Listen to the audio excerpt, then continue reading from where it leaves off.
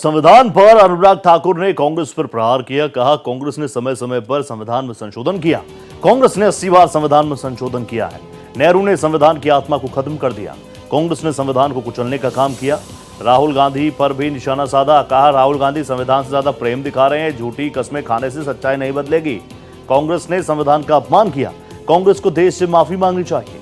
BJP सांसद अनुराग ठाकुर ने कहा कि कांग्रेस ने समय समय पर संशोधन किए हैं संविधान में। तो पूर्व केंद्रीय मंत्री और बीजेपी के सांसद अनुराग ठाकुर ने एक बार फिर से संविधान को लेकर विपक्ष पर तीखा प्रहार किया, इंडिया अलायंस पर तीखा प्रहार किया। आपको याद होगा जिस तरीके से कॉन्स्टिट्यूशन की कॉपी लेकर, चाहे चुनावी प्रचार हो या फिर संसद में शपथ लेने का वक्त हो, अभी भी जब सदन चल रहा था तो पूरा विपक्ष इंडिया अलायंस संविधान की कॉपी लेकर आ रहा था।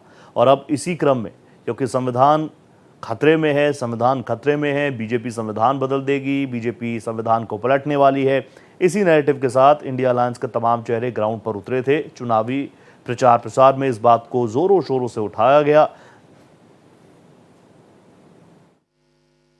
The Congress has amended the Constitution from time to time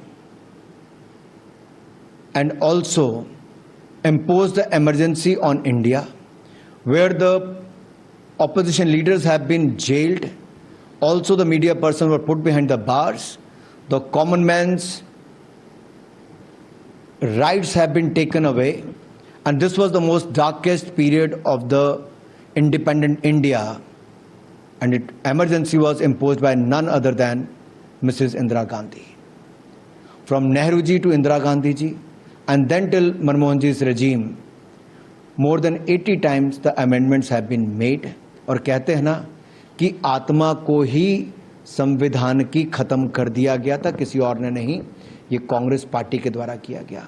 तो श्रीमान राहुल गांधी जी, केवल संविधान की कॉपी को लहराइए मत, पढ़िए भी, और ये जो हिपोक्रेसी है इसको छोड़ दीजिए।